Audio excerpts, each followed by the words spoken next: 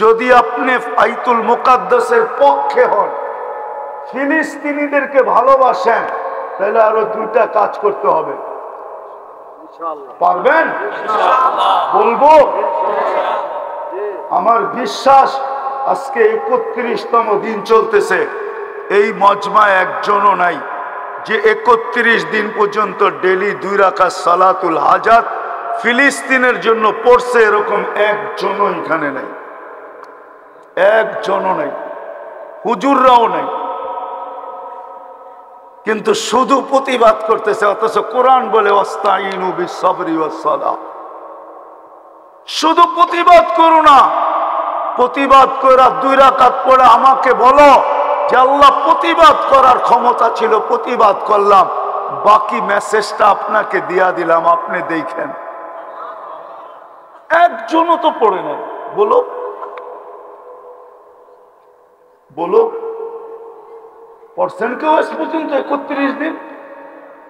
অথচ এটা তো কোরআনের শিক্ষা।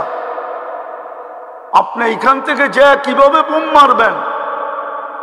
প্রতিবাদ করতেছেন, সরকারও করতেছে প্রতিবাদ, কিন্তু শুধু প্রতিবাদ ক্ষান্ত না, আমাদের উচিত ছিল ওই দিন থেকে রোজা রাখা, সালাতুল হাজাত পড়া। আল্লাহর হুকুম ছিল এটা, ওয়াস্তাইনু বিস-সাবরি ওয়াস-সালাহ।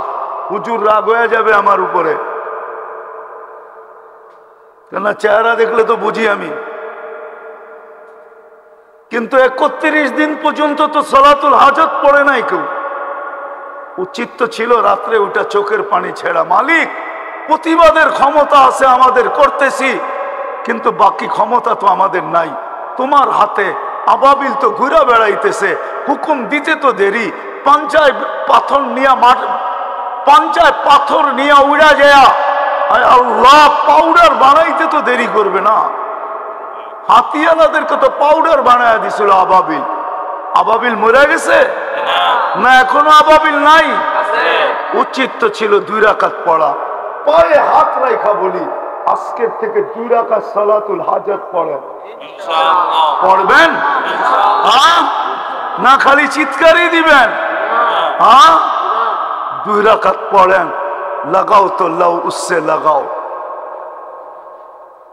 আল্লাহ আজও বদরের দিন বানাইতে পারে। বদর আলারা চিৎকার দিয়া বদর জিতে নেয়।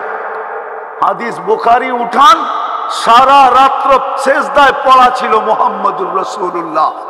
যখন ফেরেশতা নামতে দেখতেছেন আবু বকর, তখন পিছের থেকে কাপড়ে হাত দিয়ে উঠায় বলছে, ইয়াকফিকা ইয়া রাসূলুল্লাহ, আল্লাহর রাসূল কান্না যথেষ্ট হয়ে গেছে। যদি আমার কথা বিশ্বাস না করেন তো মাথা উঠে দেখেন, ওই যে ফেরেশতা নাইমা আসতেছে। আমরা তো চিৎকারে বিশ্বাসী। হুশ যে কবে আমাদের আসবে এটাও জানি না। হুশ খাইলে বলে হুশ হয়, বলে বুদ্ধি হয়, কবে যে বুদ্ধির দাঁত গজাবে এটাও জানি না। একজনও তো পেলাম না এখানে। হুজুরও তো আছে অনেকে, 31 দিন 2 রাকাত করে ডেলি পড়ছে, একজনও তো পেলাম না। তাবলীগালাও আছে এখানে দেখতেছি, চিল্লা 3 চিল্লালাও আছে এখানে, কেউ তো পড়ে নাই। হইতে তো পারতো কোন জীর্ণ শীর্ণওয়ালার 2 রাকাত আরশ কাঁপায় রেখা দিত, না পারতো না? এই জন্য 2 রাকাত ডেলি পড়বো, ঠিক আছে, যতদিন পর্যন্ত সমাধান না হয়। আর দ্বিতীয় হাদিসে আছে, আস-সাদকাতু তারুদ্দুল বালা।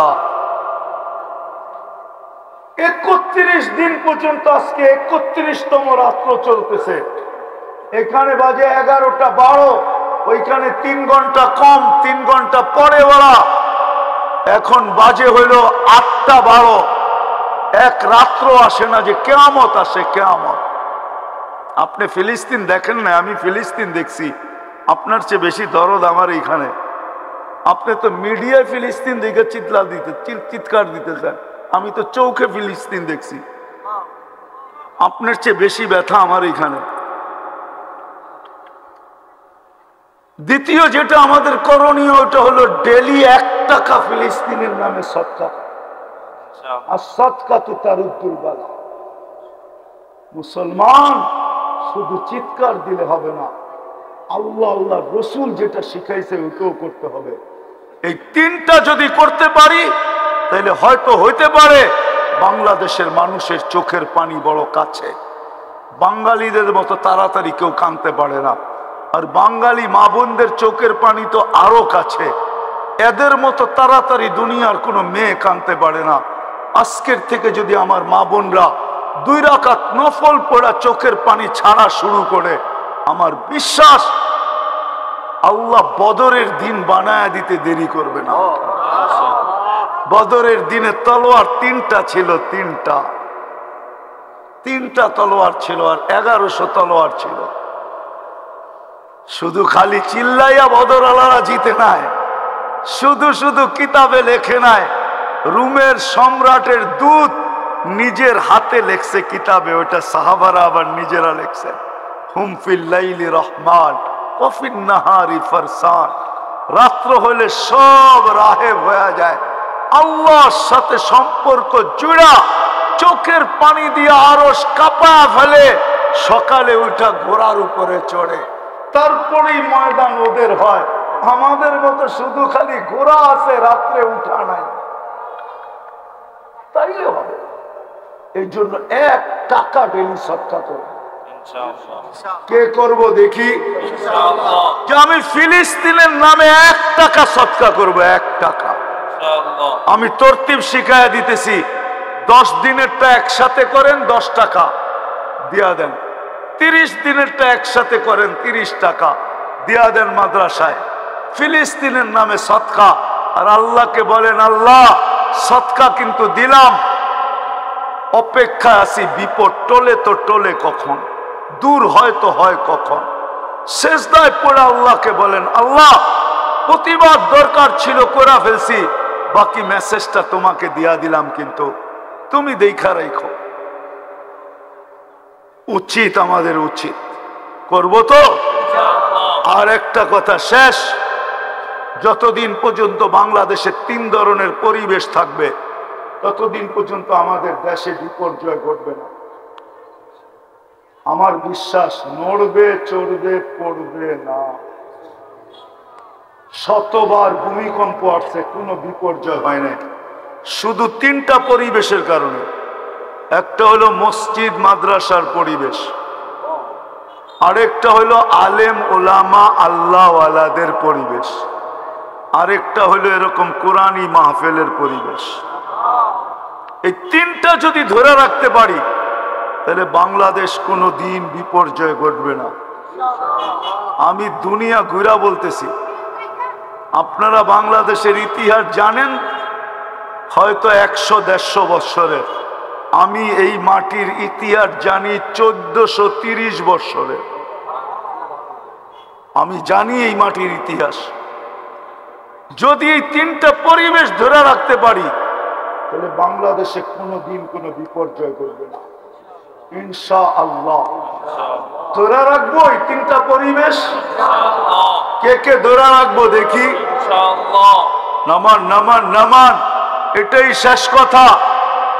যদি এটার জন্য জ্যাবে হাত দিতে হয় তাইলেও কি দিব? হ্যাঁ, আমি চান্দা করব না, শুধু আপনাদেরকে প্রতিশ্রুতি নিব। এগুলা টিকায় রাখতে হবে, জান দিয়া হইল, মাল দিয়া হইল, সময় দিয়া হইল, নাইলে বিপর্যয় ঘটবে। নাইলে বাংলাদেশ নিয়ে বিপর্যয় ঘটবে না ইনশাআল্লাহ।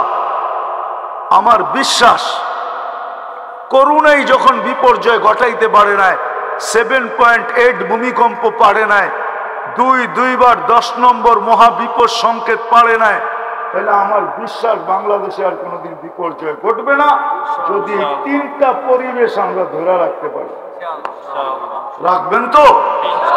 জ্যাবে হাত দিতে হইলো দিবেন, জ্যাবে হাত দেখি কে কে দিবে জ্যাবে হাত। আল্লাহ কবুল করুক।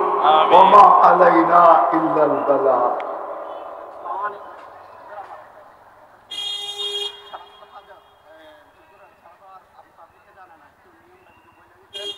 নফল নামাজ পড়লেই হবে, 2 রাকাত নফল নামাজ বাস। যেইভাবে নফল পড়েন না, সুন্নত পড়েন, নফল পড়েন সেম।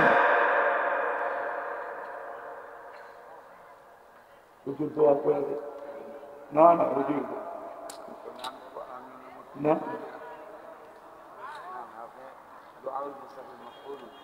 اللهم صل وسلم وبارك على حبيبك محمد كما أنت تحب وترضى اللهم صل